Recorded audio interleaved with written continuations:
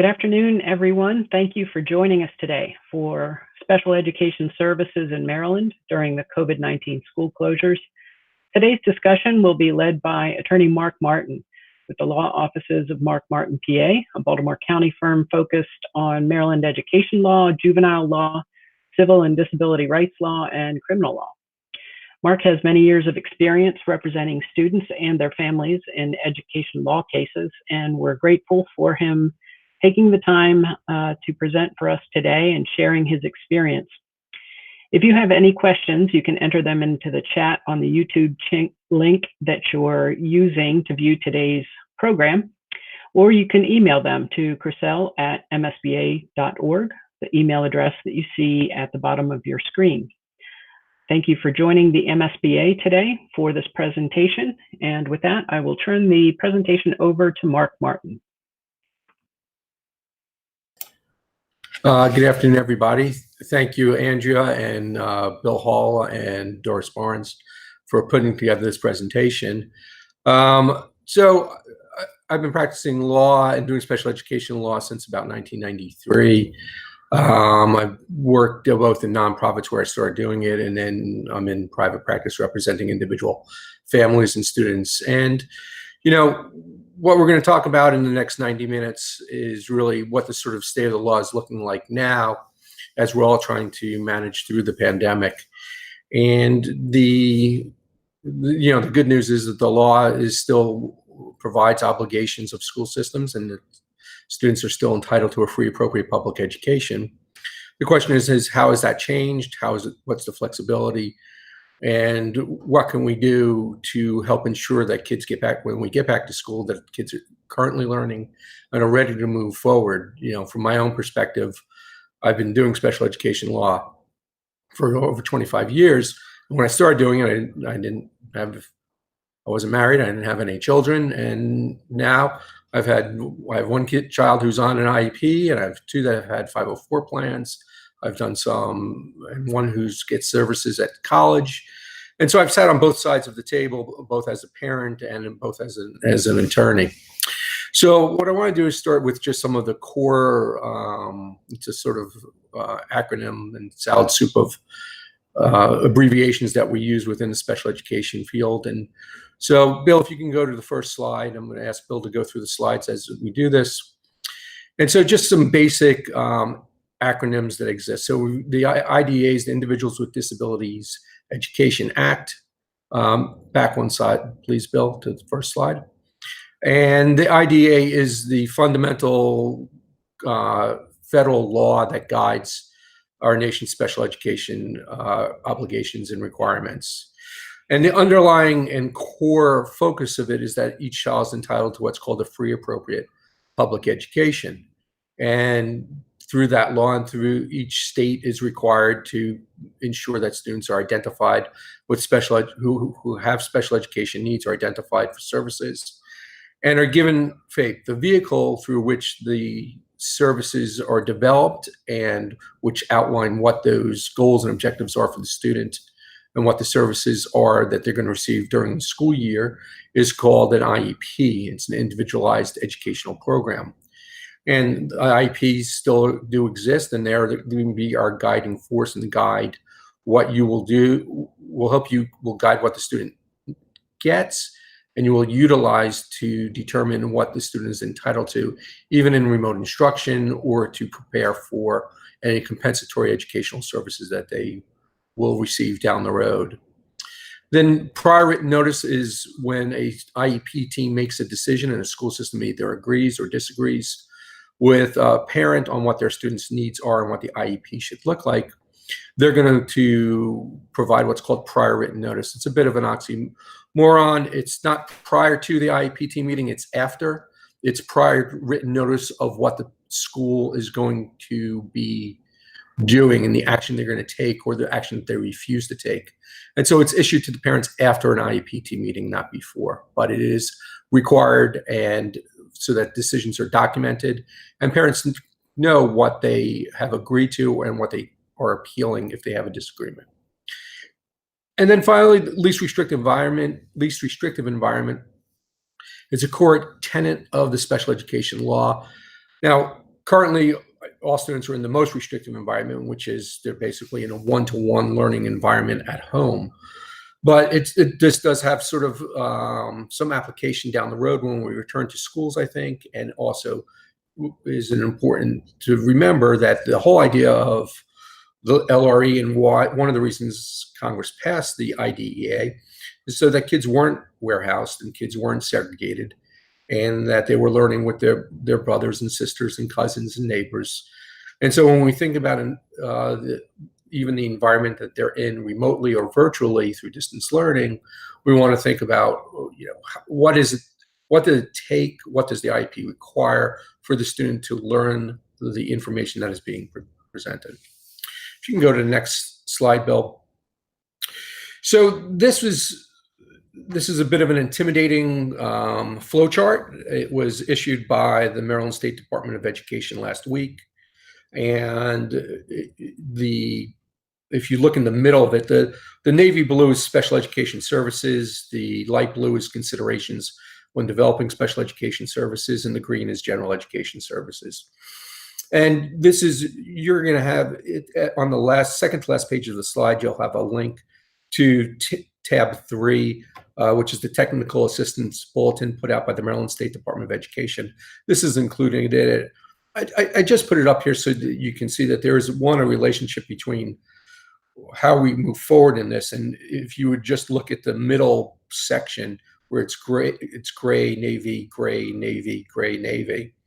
It shows you that what we're doing is we're developing the IEP, we're amending it as needed for this, and then we're getting feedback on the IEP implementation, and then we're evaluating. It's a what they call a recursive process, and so this is the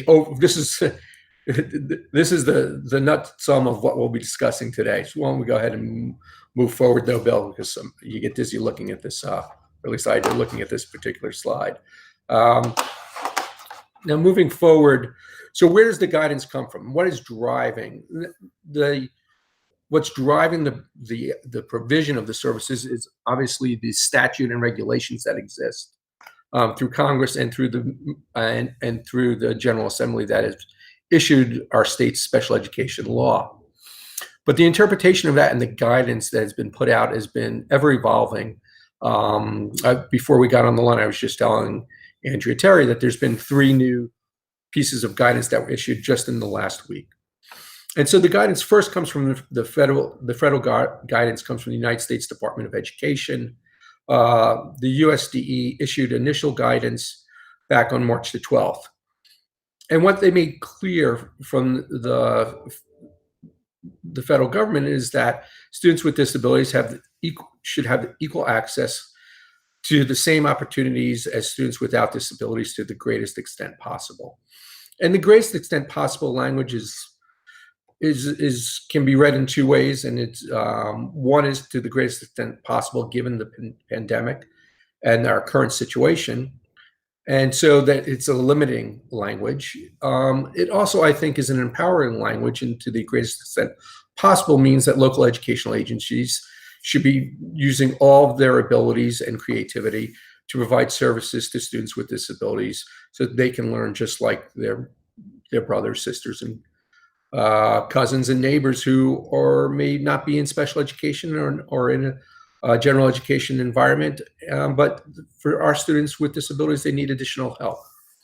So subsequent to the March 12th, if you could go to the next slide, Bill.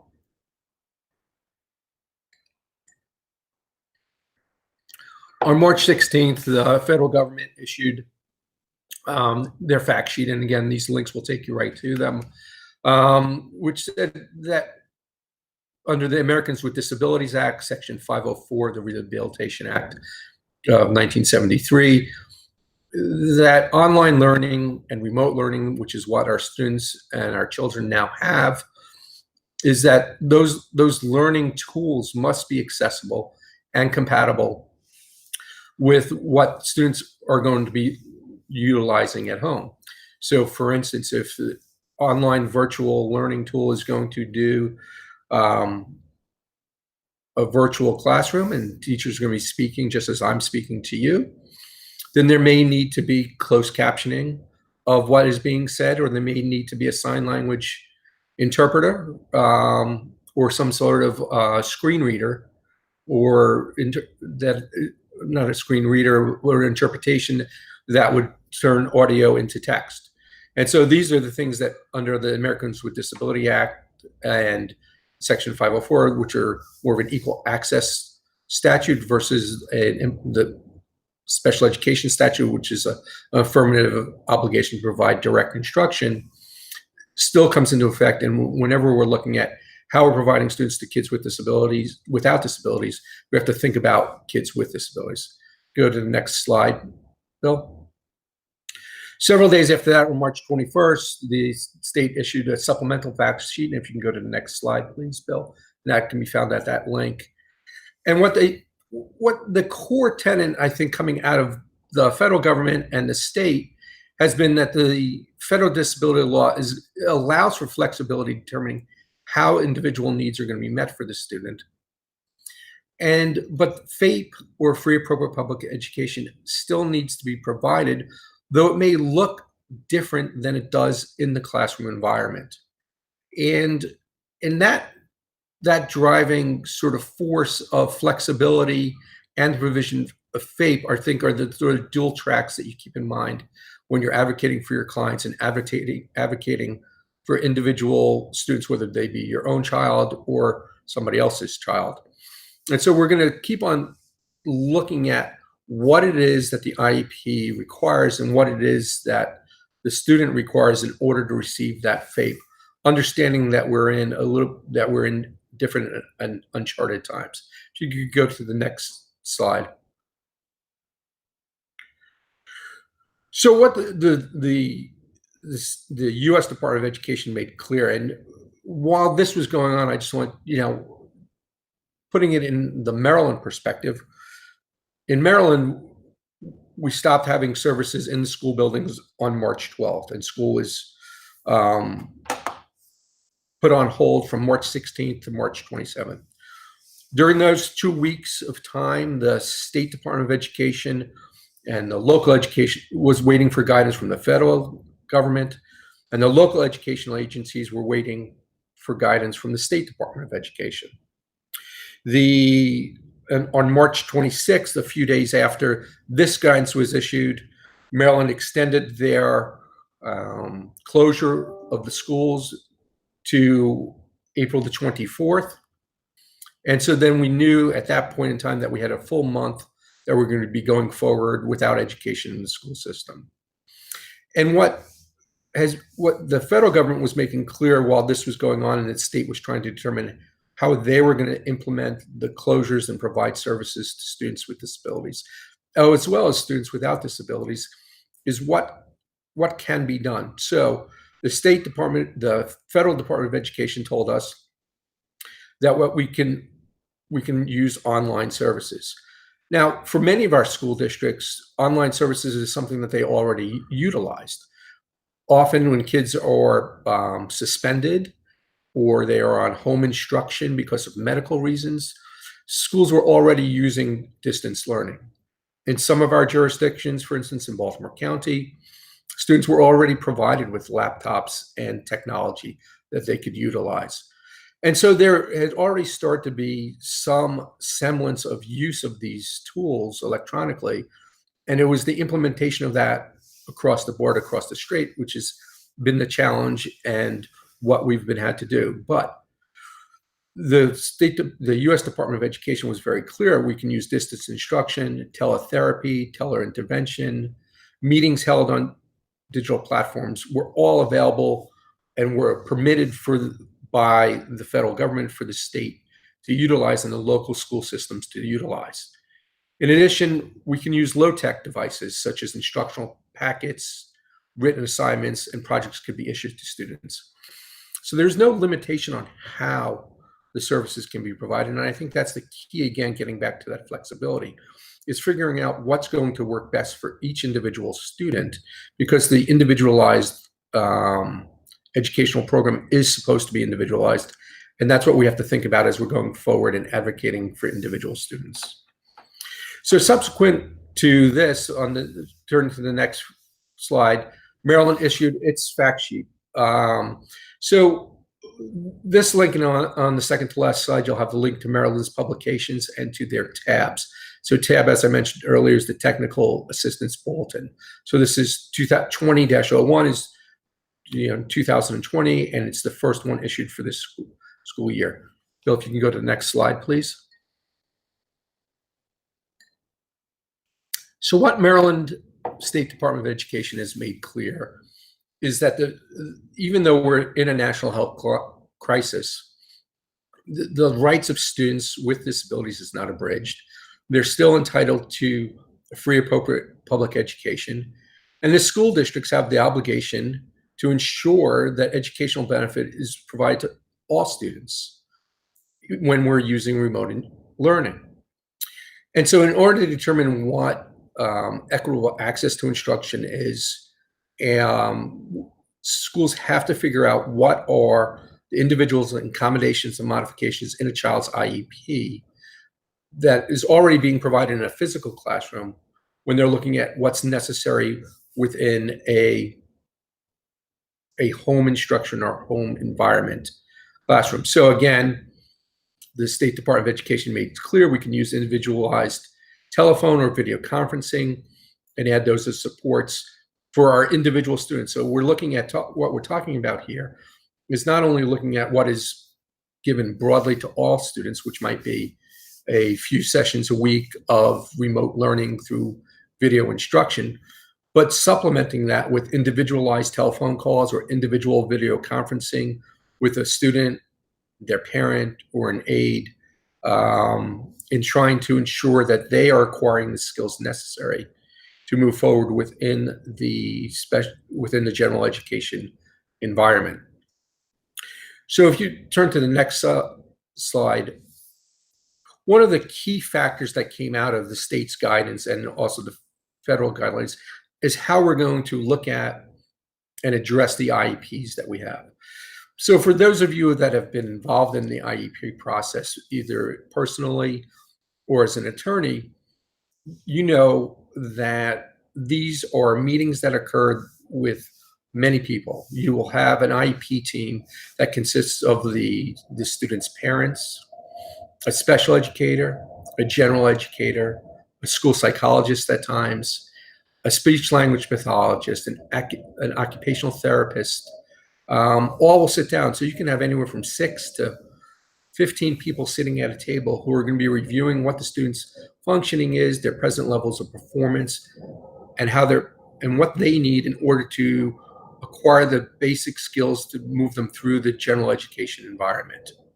And usually the way one would modify the IEP or change the services that are being provided would be that they would have an IEP team meet and then modify formally that IEP itself.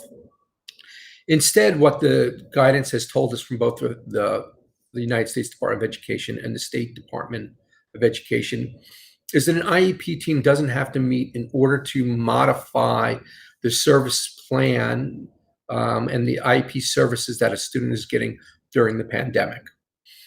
And what that's done is opened up the ability of quicker decision-making and has promoted hopefully a more collaborative decision-making, allowing for services to be changed for the student. So an IEP team doesn't have to meet to determine what services a student is going to get while they're on home instruction or remote instruction. At the same time, if there is an agreement, what needs to be done is that needs to be documented and memorialized in a separate written document that makes clear what the changes are and makes clear that this is temporary in nature and is not when schools reopen, the IEP that does exist remains in place. If the parent and the school staff are unable to collaborate effectively or just can't figure out how to provide the services that are necessary for the student or need additional support in accessing resources from the school, they can hold an IEP team. And the IEP team can be done virtually, and they can then look at the IEP more formally and then make determinations about what are the changes that can be or cannot be made to the IEP. And then that will be documented through the IEP process, and the parent has all the attendant rights under the IDEA and Maryland special education law to challenge any of those changes either now or in the future. So, Bill, if you could go to the next slide, please. And so the new phrase that have come to utilize and hear in the education field is what's called a continuity of learning plan. And the continuity of learning plan is that memorialized agreement that I just spoke about, which lays out what the differences are in the student's plan of instruction while in a virtual or distance learning environment. And the key difference here, virtual learning and for an IEP, is that what the law said is we are looking at an agreement versus consent. So consent is a formal legal term. It's got rights and responsibilities. Parents have rights to consent or not to consent. The school system has an obligation or can take action or not take action based upon whether or not they have a parent's consent. And there's specific notices that have to be provided when you're utilizing consent. The U.S. Department of Education has distinguished an agreement versus consent, and the agreements that are reached between a parent and a school staff without an IEP team informally is permitted to modify the IEP services that are provided. Important in either situation, whether it's through an agreement made informally and memorialized in writing, or through a formal IEP team meeting, is that when you're advocating for a student or your own child, is that you can reach an agreement, advise the school that you're going to go forward with that agreement, but you should also advise the school in writing that you're not waiving the student's right to challenge whether the services were appropriate or not appropriate, and the student's right to receive compensatory educational services down the line to make up for any regression that occurred or lack of educational progress. And you can do that simply via email, memorializing that agreement when they're asking you to sign off on the agreement that you've reached. Or if you're in a formal IEP team meeting, then you can do that by asking the administrator of the meeting to put in the prior written notice that the parents are not waiving their right to challenge the services being offered during the pandemic, and they're not waiving their right to request compensatory educational services down the road. And this is important because, quite frankly, there is a significant change in the services that are being provided to our students with disabilities.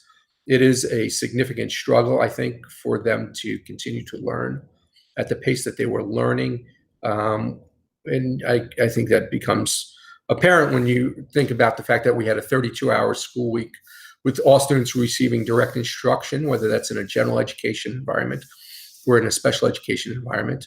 And now we're really cutting that down to probably, 80% of that direct instruction is gone, and students are left with receiving some instruction and then a lot of work on their own with the assistance of an adult within their home environment that is trying to teach them with the same intensity or manner as they had in school. But most parents don't have or are not trained general educators. They're not trained special educators. They're not trained occupational therapists or speech language pathologists. And so I think we'll see what this looks like when school returns and the pandemic recedes. But how we deal with compensatory educational services and try to make up for some of these services is going to be a big question that we don't know the answer to yet, but is coming down the line. We're going to talk a little bit in this presentation about some things you can do now to address some of those issues. So if you could go to the next slide, Bill. So one of the things that came out, and it's been ongoing for the last 8 weeks, has been, is there still an obligation for school systems to follow the evaluation time period, reevaluations, annual IEP reviews? And the answer has been a clear yes on that. Schools cannot unilaterally extend those timelines. So evaluations, so the IDEA provides that students that are suspected of having a disability, an IEP team must meet and conduct an evaluation of that student to assess whether or not they're eligible for special education services. For initial evaluations, those are done within 60 days of that initial meeting. For a reevaluation, which should happen at a minimum of what's called a triennial evaluation every 3 years, those reevaluations can take up to 90 days to occur. And then an IEP is a 12-month document, 1 year in duration, and that's reviewed annually. And so the goals and objectives in an IEP are reported on generally quarterly. And I say generally because that's usually when report cards come out for kids. It's reported on in the same manner at the same time that general education students receive progress reports. But during the pandemic, not all school systems are issuing progress reports on a quarterly basis. For instance, Baltimore County Public Schools didn't issue third quarter progress reports, and they're combining it and issuing a third and fourth quarter progress report. So all those timelines still apply. Evaluations, to the extent they can occur. So what does change is if it is just the team determines that they don't have access to enough data to make those determinations, and that then they're going to have to defer those determinations because they practically can't do it pragmatically. And so that may be delayed until schools open. But the fact is, a lot of evaluations can in fact be done. We know that a lot of the educational testing can be done. Some of the neuropsychological testing can be done. We see within the private sector that it's being done for many of our students. And so it can be done, and it really is a conversation of whether the school system may or may not have the capacity to do it, and whether perhaps it needs to be done privately at school system expense if they can't do it, or whether everybody agrees that there's some things such as how the student's performing within the actual classroom, needing the need for data in a classroom environment that may prevent being able to do that reevaluation or do, for instance, what's called a functional behavioral assessment of how the student is learning. There was a period from the end of March when Congress passed the CARES Act. The Secretary of Education, Secretary Davis, was issued an opportunity to make a determination about whether she was going to seek a waiver of any of the schools of the obligations under the federal law for a free appropriate public education to be provided to students, and whether there was going to be any waiver of those obligations and those timelines. And on April 27th, Secretary DeVos made the determination that she was not seeking any waiver over the provision of FAPE to students with disabilities, which was something that was roundly applauded by advocates for students with disabilities, because there was great fear that there was going to be suspension of special education obligations. And if, again, for those of you who have gone through the special education process professionally or personally, you know that there are many hours and many heartfelt moments and efforts put into trying to get an appropriate IEP in place. And so the fact that we're maintaining that law and maintaining those protections for our kids who are often the most needy was a really important decision, and one that we're glad to see. Next slide, please. So where are we now? So now we're working through the process of developing continuity of learning plans. So just to back up a little bit, within the state of Maryland, each local school system or local educational agency is responsible through its Board of Education for issuing statutory and regulatory guidance as to how they're going to implement the special education law and how are they going to provide services to kids with disabilities. And each jurisdiction does things a little bit differently. The State Department of Education sets the bare minimum of what must be provided, but then a lot of what we're talking about is guidance. The technical assistance bulletins are guidance there, and the state's interpretation of what the law and the regulations required. So We're seeing a little bit of different acronyms and word usage and even approaches from each individual jurisdictions, and we've got 24 of them in Maryland. So some call it a continuity of learning services, some call it a FAPE offer, some call it an individualized continuity of learning plan, and others call it a continuity of learning individualized plan. What they all have in common, and what each jurisdiction is required to do, and is to memorialize these agreements that are made outside of an IEP meeting in writing, which describe what the goals and objectives are that are going to be worked on by the student, what the special considerations or instructional supports that are necessary for the student in order to make progress on those goals and objectives are, and then how those services are going to be provided to the student. So what's the mode? Is it going to be instructional packets? Is it going to be virtual learning? Is it going to be one-on-one sessions? And what's the frequency and length of time? And then what are the related services? Will the student continue to get, and how much will they continue to get in terms of speech language therapy, occupational therapy, physical therapy, social work services, or psychological services? And so all of that is sort of is being put into and in the continuity of learning plans. And if you could turn to the next slide. And what the Maryland State Department of Education guidance has told us in its most recent tab 3 is, what are we supposed to be looking at? What IEP goals and objectives are going to be addressed? And what the state has told us is that we want the goals to reflect the skills that are necessary for the student to master and to access and make progress in the general education curriculum. So the presumption is that we are providing a level of service and focusing on those services and those goals and objectives that are going to allow each of our students to move forward in the general education environment curriculum, so that they can acquire the knowledge and curriculum standards that they need in order to move forward from grade to grade.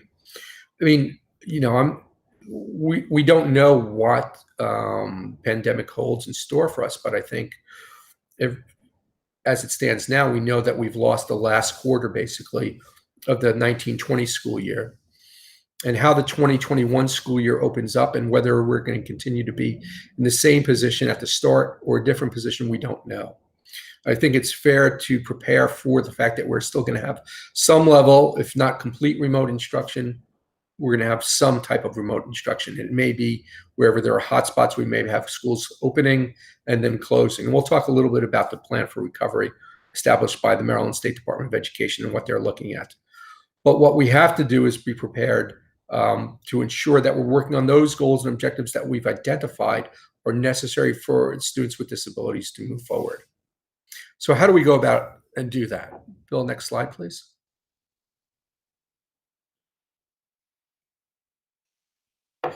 So again, the kind of outline of this is flexibility and pragmatic. We're looking at an environment now. Let's talk about our educational environment, both from a student standpoint and from a teacher standpoint. So from a student standpoint, the student is learning in the home environment, just like we're all sitting in now, and working in that environment. At the same time, what's going on at the home? You may have one or more children who are having one or more lessons on one or more computers. You have adults, one or more adults that may be there, who not only have to help the student in focusing on the lesson that's in front of them, but also have their own obligations to their own work responsibilities. At the same time that the student has to manage the technology and the distractions of the home environment, and the parent, who's the adult provider of those educational services in the home, as their own distractions, you also have to look at what the teacher is that is providing that instruction, or special educator or speech language pathologist. They're having the same, in fact, situation in their own home environment. So they're teaching your student, and they're trying to do that in their work environment, which, as we know, can be difficult.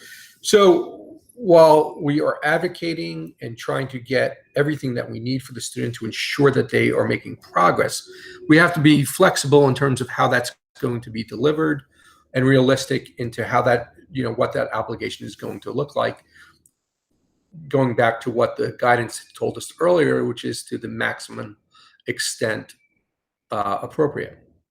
And so one thing we've learned as we're going through this process, I've sat in on numerous IEP team meetings, and I've sat in on informal agreement conversations with parents and special educators, is that now more than ever, because there really is limited ability to quickly get a resolution through any type of dispute resolution process for current services, that you're really working cooperatively and collaboratively with your school staff is going to get you more than fighting with them. And that's always the case generally in life, but it's particularly true here. And where you want to start as advocates and as parents is that you're going to start your conversation with the special educator or the case manager who has been providing services or overseeing the services to the individual student. So that simply can be a phone call with them or a video call with them where you're discussing what it is that you think is necessary for your child or the student, the parent's child, to learn. Do they need materials broken down? Do they need one-on-one instruction? Can they understand what is being given to the general education or even to the special education class? The starting point that you're launching off of is find out what is being provided to all students in your individual school district. Each of the school districts, and in our resource slide at the end of this presentation, there are links to each of the 24 school systems that will tell you what the continuity of learning plan is for each of those school systems. So the continuity of learning plan is both for general education and special education. So if you know that general education students are receiving 5 hours a week of special education, of general education instruction, it's done in a video format, it's done individually, or it's done with group instruction, and then there's individual office hours, then that gives you a starting point for the lay of the land of what is being provided generally. And then you can build upon that what the supplemental aids and services that are necessary for the student that you're advocating for in order to access that general education instruction. And that may be quite different, and we'll talk a little bit about that as we move forward. The second piece of what you're looking for is be careful, because sometimes the staff members that you're talking to are not fully aware that they are not restricted in being creative and that they can provide teleconferencing, they can provide materials ahead of time, they can do more than the minimum that they've been told for general education students, and that special education students can get more services than they're being provided for a general education student. Utilize the state and federal guidance that you've been provided in this presentation when you go through it to work with the individual staff members to see what they can do. Quite frankly, what we've seen so far in going through this programming with individual, that it is different in each county what parents are being told students can receive. And even further, it's different within each school. So some schools are stepping up to the plate rather quickly. They're providing, individualized speech language services, providing it a couple of days a week. They're providing it for an hour or 2 hours a week. While other schools in the same county will be telling us that they can't provide services for an hour for speech language services, or they can't provide it twice a week, and they can only provide it for 30 minutes. If at any point you're hearing anybody tell you, whether an IEP team meeting or in an individual discussion to reach an agreement with a staff member, that they can't do something or they're told that they cannot, really what you should be asking for is asking them for that. Can they provide you with that written policy or guidance? Because I can tell you that it's the opposite of what we just went through, which is that states are encouraged to the maximum extent appropriate to provide services through multiple modalities, either individually, in a group, through virtual provision of services, through individual packets. So you can get, they shouldn't be limited, and they can be creative about how they go about working with you. And you can be creative in how thinking about how you or your client is going to provide those services. The flip side of that is, how much time does your client have to be the teacher? We're finding that while we could advocate for 15 hours a week, perhaps, of services for an individual student, the parent then would have to be there for 15 hours a week, and the parent doesn't have 15 hours a week. So you have to consider what is available within the household itself, and knowing what that is before you're going in and asking for specific type of service or intensity of service, and then working with the parent to understand what they feel like they need the most assistance in. The other part of this is that it's really important for the school system to provide training to the parent as the primary educator. So they may need training in how the technology works, or they may need training in how to present the educational materials to their son or daughter. How do they break down the materials? What is the language they use of instruction? And can they get some help from part of the consult and instruction that is received from the special educator? Maybe just talking to the parent for an hour a week on how to break down the lessons, or how to present the lessons, and how to get feedback. And we'll talk a little bit more about that next. Bill, can you switch to the next slide?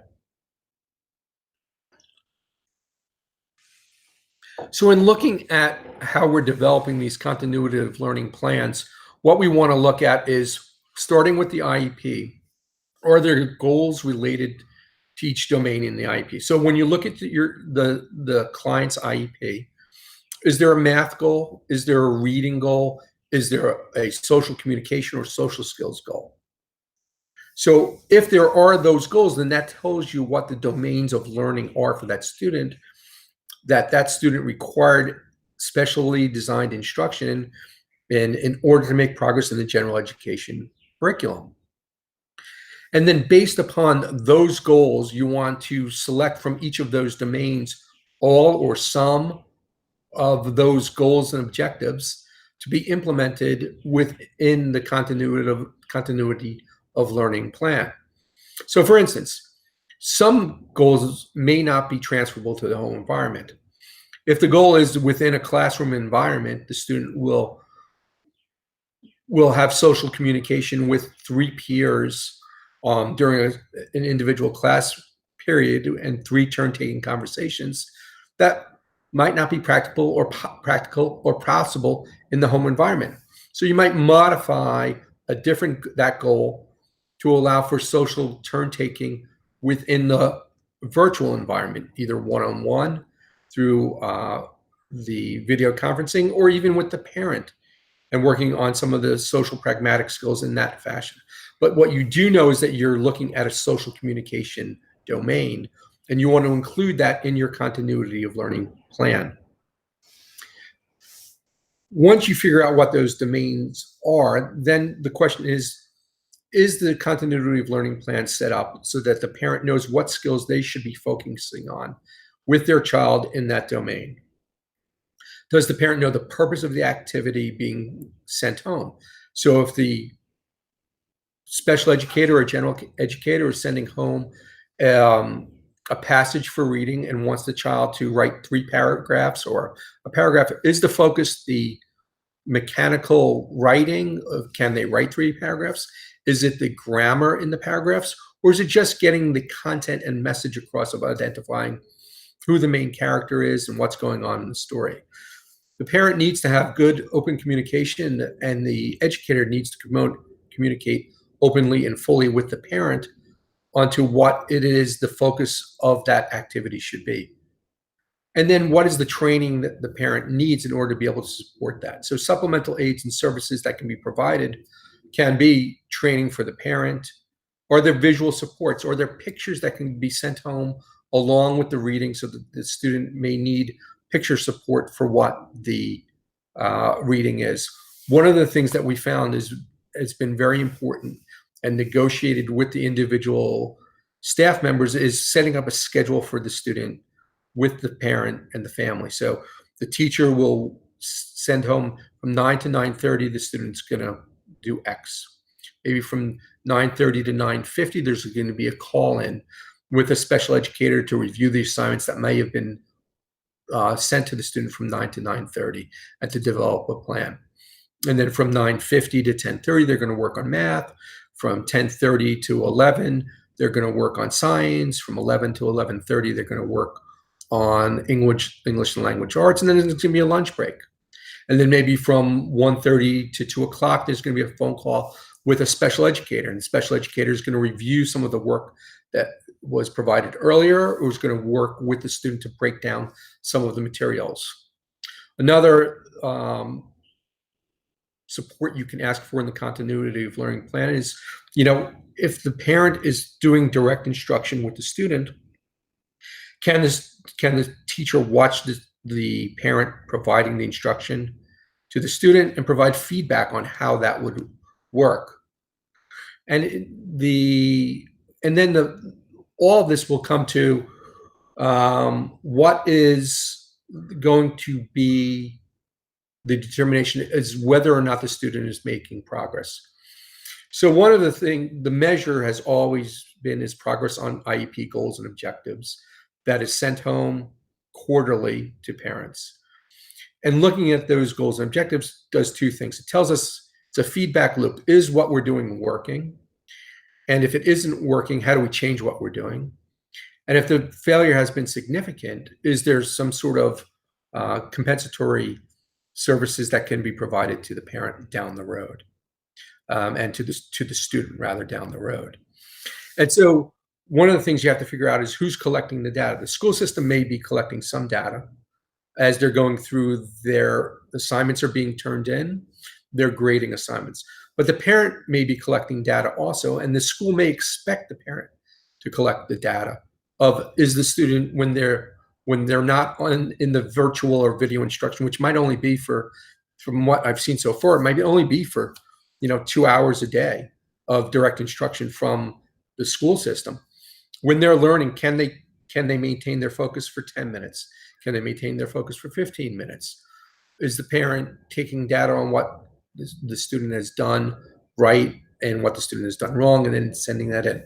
So there has to be a clear communication of what the data is that is expected to be collected by the parent and shared with the school system, and what the school system is collecting and shares with the parent. It's got to be, as we said earlier, a collaborative and flexible relationship. So if you can turn to the next slide. One of the additional things that we're looking at when we're going through this continuity of learning plan is figuring out the goals and objectives, but also how is that going to be delivered? Is it live instruction? Is it taped instruction? Some of the benefits of the taped instruction, or it could be both, in fact. If live instruction occurs, can that be taped and then sent to the student? One of the things that I'm seeing just with my college age sons at home is that if it's taped, they can go back and replay the instruction. They can go back and find and rehear those parts of the lesson that they were having difficulty with. And so there's the benefit of live instruction, which is interactive, but there's also benefit to having that taped or receiving taped instruction because it can be shown at the student's pace and allows them to go back and look at it. Are they receiving the instruction in a class environment or small group or individually? And there are benefits to each of those, and there are often obstacles for those, especially for students with executive functioning issues where they have difficulty focusing and paying attention. Having additional students in the virtual environment can be difficult, even just the same way as that it's difficult within the classroom environment. And sometimes they may require both exposure in a small group or individual one-on-one instruction. And then the general education and special education instruction needs to be coordinated so that they're related to the goals and objectives of the student. If the student's working on individual goals related to vocabulary, the vocabulary should be drawn from, for instance, the general education science instruction that is being presented to the student through live or taped lecture in the virtual lessons that's coming through. And this way they have that interrelationship between the vocabulary they're working on for their goals and objectives and the general education environment that is being presented virtually. And then there's a variety, and if you just went online and Google, there's iReady, Reading A to Z. These are just examples of online programs that parents can obtain and that can be utilized individually so that parents can work on and help with the skills, and that teachers may be willing to utilize these even if it's not the one they're using within their classrooms currently. Interestingly, for most school systems, they purchase curriculum. So Pearson's a big educational company. There's a number of other large educational companies that provide curriculums. And the vast majority of those curriculums have to be made so that they can be differentiated. There's differentiated instruction for the students that learn, because students learn at different paces naturally. And so I think if a parent is receiving curriculum, you should, as an advocate, you should be asking if there's and it's not broken down, you should ask the school system to go back and say, can you go back to the publisher and find whether or not this can be broken down or is already broken down, so you're not recreating the wheel for the teacher or for the student. For instance, Baltimore City uses a curriculum called Wit and Wisdom. If you just Google Wit and Wisdom and you go onto their website, you'll see that there's different tracks and different differentiation of instruction where the materials are already broken down. Or if you go on to some listservs or Reddit, some teachers have already gone through some of these curriculums and broken them down. And you can talk to the special education staff you're working with, or advise your client, the parent, that they can go on those and they might be able to find additional educational resources that can be helpful for them. If we can go to the next slide. So what we're finding is once we go through and develop these individualized plans, either through agreement or through a IEP team meeting, that there still may be disputes that exist. And so I just want to touch briefly upon those dispute processes that do exist. State complaints generally have to be investigated and returned within 60 days. And the guidance has said that staff may be unavailable and may not be able to meet those timelines. With regards to in special education, if you have a dispute and you file what's called a due process hearing, it's an administrative hearing where an administrative law judge holds what are in essence medical malpractice trials.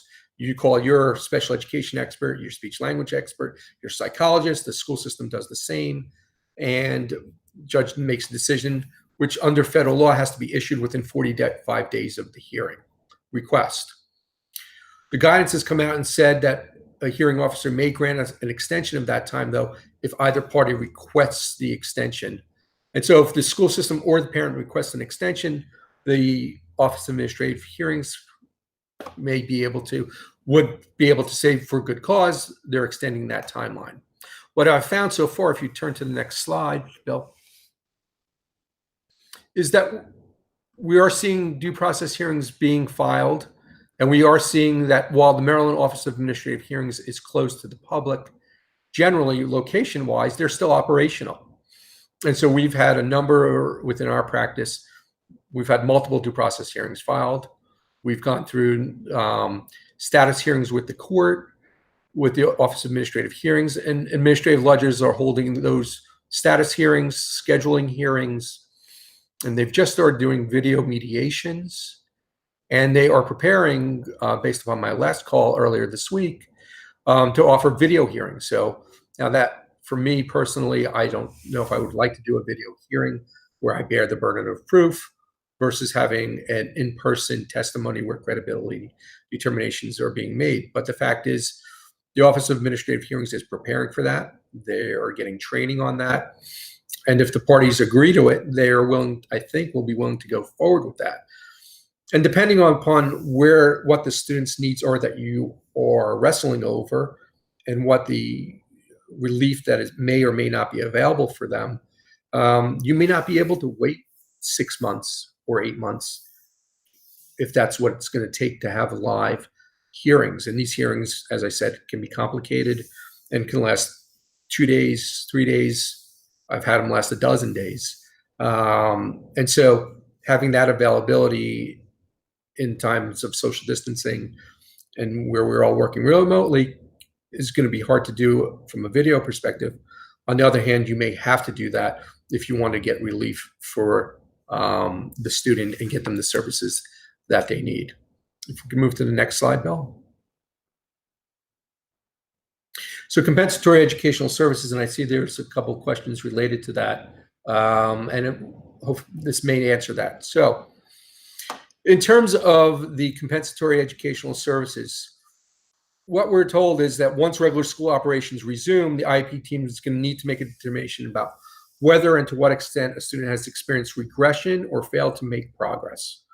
So those are two different standards. They are interrelated to a degree. And one is, where was the student at the time of the pandemic on March 12th when they stopped being in a classroom environment? And when they return to school, let's just say on September 1st, have they regressed from where they were on March the 12th? And and as a result of that, are they entitled to compensatory educational services? Or they've just failed to make progress, meaning have they stayed? So you could regress and gone backwards, or they could be the same and not made any progress. In either situation, that might necessitate of additional new or different services to make up for that regression or that lack of progress. This is currently unknown what these compensatory educational services determinations are going to look like. We don't know how the administrative law judges are going to consider those. We don't know how the school systems are going to move forward with those. Are they going to move forward uniformly, offering additional services for all special education students? Or are they going to individualize it? Or are they going to sort of look at it as something that they should be excused from because of the pandemic? We don't have the answer to that question. But what we can do is start planning for looking at compensatory educational services. And what can we do to measure and determine whether there's been regression or a failure to make progress? So Bill, can you turn to the next slide? So what can we do now? As always, we start with the IEP. What were the goals and objectives? So an IEP is composed of 6 sections. Your first section is some basic information. Your second section is your present levels of academic and functional performance. That says what the student's baselines were at the time the IEP was written. So you know what the student was able to do. Were they reading on a first grade, second grade level? Were they doing math? Were they counting up to 10? Were they counting up to 100? That gives you what the baseline was. You can also look at the IEP progress reports, which we should have them from January, and in most jurisdictions, we have them in March, which was the third quarter progress reports, or I guess April, which would have some information as well. And that will tell us how the student's doing on their goals and objectives. That's additional information that establishes the baseline. Then during the course of remote instruction, you should be looking at how the student is doing. And you as an advocate can work with the family to try to provide them tools to do so. For instance, advise the parents that they can test the skills of the student on the IEP goals that are being worked on. If the student's supposed to be able to read 10 words in a minute, then they should have the student read 10 words in a minute and see, can they read 10 words or are they reading 5 words? The parent can videotape how the student's performing. The parent can videotape the lesson and see what their perseverance can be. The easiest thing a parent can do and gather data and create data for use in compensatory service determinations, keep a notebook. What was the student able to do that day? How long were they able to work for? They could also record behavioral observations. Were they attentive? Were they focused? Were they refusing instruction? We're seeing students that are refusing instructions. The more data that you can gather, then the easier it is to argue and show and prove what it is that you're entitled to in terms of compensatory educational services. And the more discrete the services are, so for instance, speech language or working specifically on math, then the easier it is to show what the baseline was and then where you were when school started again, and evaluating the compensatory education services. So moving to the next slide. The next question is what's next? This just came out earlier I think it was the end of last week or earlier this week, the Maryland Recovery Plan for Education. And that looks at how are we going to be returning to school? How are we going to address a student's needs to transition back into school buildings, considering what their experience has been, what their regression has been, and what do we need to do either through compensatory educational services or otherwise to get them back up to speed if they've lost. Some things that are being discussed, and it's in the recovery plan, are alternate days of instruction, where some students come on Monday, Wednesday, Friday. Some students come on Tuesday, Thursday, so that we're maintaining our social distancing. Or it could be alternate weeks. It can be extension of summer school for the school year, or are we receiving summer services for compensatory educational services? But we need to be prepared for remote learning. If you could, next slide, please. Other options being discussed in the recovery plan: Saturday school, dual enrollment. Currently, high school students can take community college courses. Will we consider doing more of that, or modifying the calendar to look at earlier start to the school year, extended school days, night classes? All these are up for consideration, and we don't know the answers. And that's what the State Department of Education is working on now as we're going forward, to figure out what is the best way to bring kids back, both to maintain our safety, teacher safety, staff safety, but getting kids back into a full educational environment. And it will vary and is going to vary based upon your individual jurisdiction. And so, again, we don't know the answers, but these are some of the options that are being considered by the school system. Next slide, please. Here are resources that you can turn to. The first one is the technical assistance bulletins are found on this first link. Go back, please. The second one is tab 1. Tab 3, which is where that chart is from, is the continuity of learning plan. The State Department of Education has publications that are not only focused on special education and services during the pandemic, but has overall information. There are additional tabs that are available for teaching students with more intensive special education needs, deaf and hard of hearing, assistive technology, all on the current technical assistance bulletin during the pandemic that are there. So I really encourage you to go onto this link under tabs, because the tabs really give some good specific guidance to the technical assistance bulletin. For individual information about your individual county, the local continuity of learning plan for each Maryland county can be found on that's from second from the bottom, and then the federal guidance is on the last link. And so I think that's the end of that slide. So appreciate everybody's time. And I think what we wanted to do next was there's some questions that have been presented during the course of this that I can try and answer. Just give me a moment so I can take a look at what those questions are.